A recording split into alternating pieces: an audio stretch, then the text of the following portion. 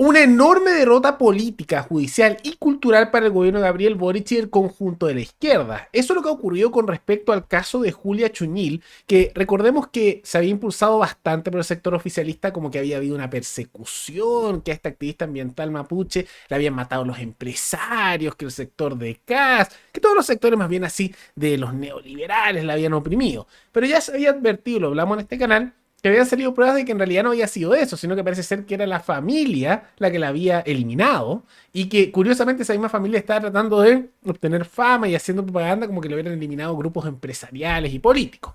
Bueno, en las últimas horas y para consternación de gran parte del sector de izquierda que apoyaron esto de manera muy pública, ha ocurrido que se detuvo a los tres hijos de Chuñil, como también a su ex yerno, por el asesinato de esta mujer y se le está acusando por un lado de parricidio, por haber matado a su propia madre, mientras que al ex yerno de homicidio calificado.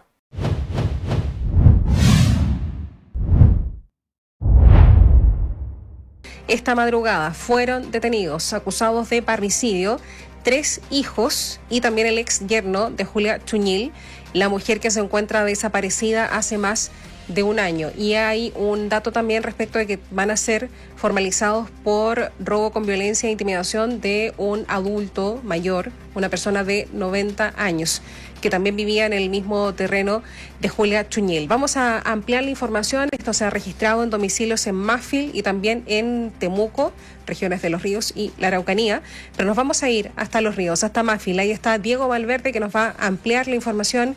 Diego, te saludamos nuevamente.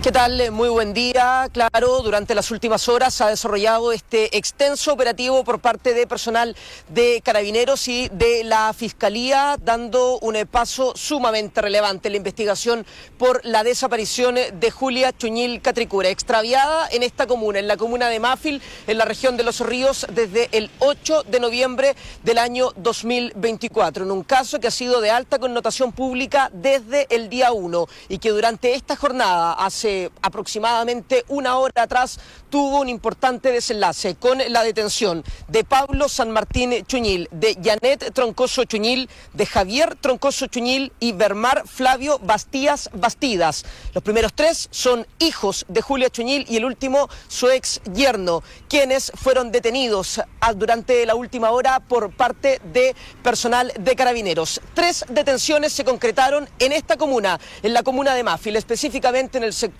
Ciruelos Huichaco, donde precisamente vivían algunos de los hijos y también donde vivía Julia Chuñil Catricura.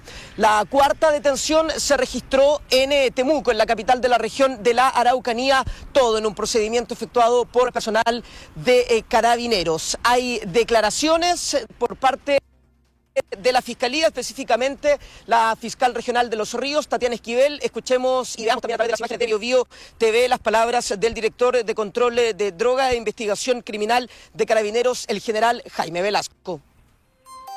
Actualmente se encuentran detenidos 3 hijos y un ex yerno de la víctima por los delitos de robo con violencia y homicidio calificado, correspondiendo en el caso de los hijos la calificación de parricidio, todos en calidad de autores. Hoy, a través de un equipo multiagencial, la institución ha ejecutado 4 órdenes de detención, colocando a los detenidos a disposición del tribunal competente.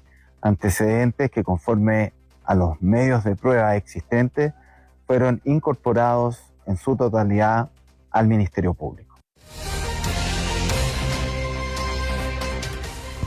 Son las primeras declaraciones de la Fiscalía y también de Carabineros luego de este intenso operativo que se está registrando desde la madrugada. Y esto, además del caso que es terrible que ocurran este tipo de situaciones, muestra justamente cómo lo politizan tanto algunos de estos elementos y ni siquiera analizan el fondo. Porque había pruebas de que esto era así, había habido testimonios bien extraños, pero incluso hasta el día de hoy vemos algunas figuras políticas diciendo no, si en realidad le eliminaron grupos de poder, aunque la mayoría se están quedando callados, ¿no?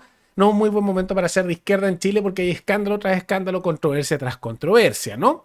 Y no es la única que les ha ocurrido, porque simultáneamente han tenido problemas con respecto a las detenciones que se dieron en la megatoma de San Antonio, que recordemos que la están desalojando. En medio de ese desalojo, recordemos que hace un par de días, 2 carabineros quedaron gravemente heridos porque personas al interior de esa toma les dispararon y trataron de asesinarlo. Ahora, estas personas, que eran 6, fueron detenidas. Dentro de eso había 2 que eran menores de edad, uno de 15 y otro de 16 años. Pero uno de los que está detenido, que tiene 21 años, era una de las personas que se le había entregado pensión vitalicia para lo que se conoce como el estallido, que es Brian Andrés Serrano Godoy, de 21 años. O sea que para el periodo del estallido 2019-2020 tenía entre 15 y 16 años, cuando estaba haciendo destrozos, etc.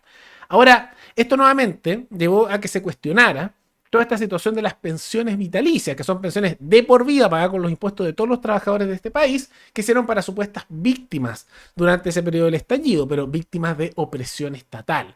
Ahora, lo curioso es que las personas que se han detectado en estos casos siempre son en realidad personas que están encapuchados, aquellos que sean disturbios, criminales en la práctica. Eso es lo que se ha ido viendo y se dan este tipo de situaciones. Ahora el gobierno ha intentado defenderse diciendo que, bueno, esta persona no cobró su pensión por gracia, porque aunque sí se la otorgaron, este parece haber sido tan flojo, con tan poca energía, con tan poco impulso, que ni siquiera hizo los trámites necesarios para poder cobrar la pensión aunque se la habían otorgado. Pero sí está otorgado. Esta defensa del gobierno no es tanto por mérito de ellos, sino que tiene que ver principalmente con incompetencia de la misma persona a la cual se lo otorgaron. Pero esto lleva justamente a que haya nuevamente estos cuestionamientos con las pensiones por gracia y que haya tenido que salir incluso Boric a decir, bueno, algunos de los casos que se dieron no eran correctos, otros no los quería dar, otros no querían dar indulto, y ha tratado de justificarse recientemente, pero son malas justificaciones.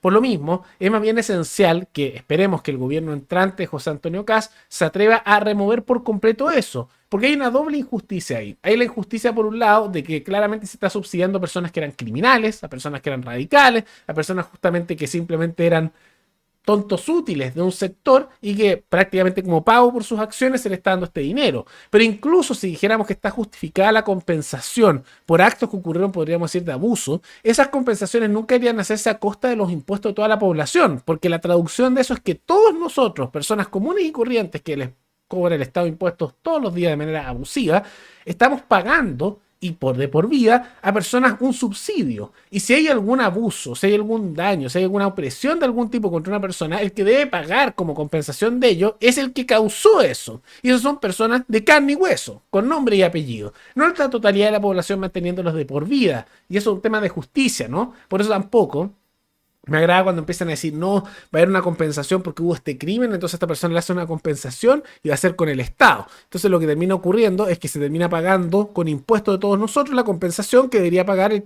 criminal que hizo el delito originalmente. Una situación algo preocupante, ¿no? Pero ojalá, esperemos, que bajo la administración de José Antonio Kast se atrevan a ver un poco este tipo de materia y removerlas, ¿no? Eso muestra de todas maneras los problemas que tiene el interior del gobierno, como gran parte de las políticas que han hecho y estas políticas compensatorias han sido un completo fracaso y que en la práctica toda su gestión en esta área han sido a lo menos deplorables. Entonces me parece bien que se esté cuestionando tanto estas pensiones, que estos escándalos le están haciendo una gran derrota cultural a los sectores izquierdistas y por lo mismo no sería raro que empecemos a ver que se desarmen bastante al comienzo del gobierno de José Antonio Kast. Ahora, si la administración de Kast sabe apreciar esto y utilizar esta oportunidad, solo el tiempo lo dirá. Pero más allá de todo eso, ¿qué les parece toda esta situación que se ha dado de derrota judicial y más bien cultural en el sector de izquierda? ¿Está bien cuestionar esto de las pensiones vitalicias o hay que dárselas siempre? Todo eso coméntenlo abajo. Y antes de terminar, quisiera recordarles que pueden recomendarme noticias tanto de Chile como de otros países del mundo para otro video. Nos veremos en el siguiente programa. Hasta luego.